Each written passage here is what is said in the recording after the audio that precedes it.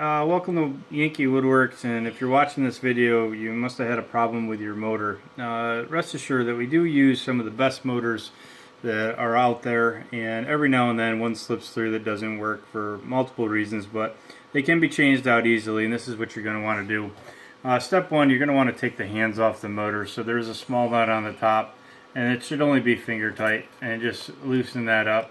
A couple turns, that comes off. The minute hand comes off really easy. The hour hand is a press fit, and what you're going to want to do is get your fingers underneath there and on each side pull that up and try to keep it straight, and it should slide just straight up. You'll see that there's a nut on there. If you can from here, you can grab onto it with your fingers and loosen that up. I believe it's a 10mm nut if it is stuck on there, and just loosen that up and take that nut off. Next, you're going to take and flip the clock over. Notice that I did put some spacers down here. It could be cardboard, magazines, whatever.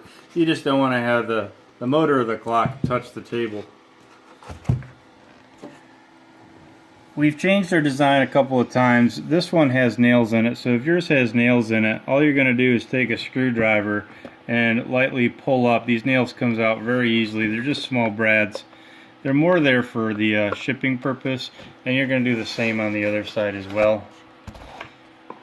Just twist that, get the screwdriver underneath the motor. Since it's a bad motor anyway, really don't care too much about it. That comes out. We're not going to reinstall the nails. Once you're done and you get the new motor out of the package, you're basically going to reverse the process. You're going to take and make sure that you're not going to get any debris inside the shaft here. So make sure it's kind of clean. Slide that straight down, try to keep it in the center. And again, make sure that you're not going to be hitting your table underneath. That goes down. Holding this, you can flip the clock over. My hand's on the bottom holding the motor. I'm going to slide the nut down. If we send a washer with yours, I'm going to put the washer on first, and then you're going to put the nut on. This is only hand tight. It only has to be tight enough to hold the weight of a hand, which is even our 42-inch clocks. It's like 12 grams or something, so it doesn't have to be too tight. Over tightening this nut can actually cause problems, so you just want to have it tight enough so the motor isn't going to turn on the back side. If you don't feel you can do it tight enough with your hands because it is kind of thin, hard to hold on to, you can just twist the motor on the back side just a little bit, and that'll tighten it up a little bit more. The next thing you're going to do is you're going to want to have, and this is going to be hard to see, there is a flat spots on the motor here, or on the shaft. So what you can do is just turn the motor to get it a little bit tighter so the flat spot aims towards the 12. Alright. The next part is to put the hour hand back on, and we're going to face it towards 12. It is a press fit. Keep your thumbs in line real close to that white shaft there and press that down. You want to have some space over here, make sure it's not touching the clock. So if you need to bend it, you can bend these around the real thin metal. So you get it to, a little bit of space. Next, there is a flat spot inside the minute hand, and that lines up with the flat spots of the shaft. Slide that down. Take the cap nut, that goes on top. Make sure it's straight. You don't want it crooked when it comes down, or you could cross thread.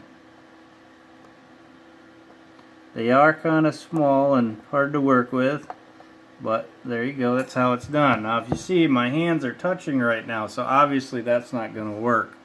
Just by grabbing here, I can pull up on that minute hand a little bit and bring it out.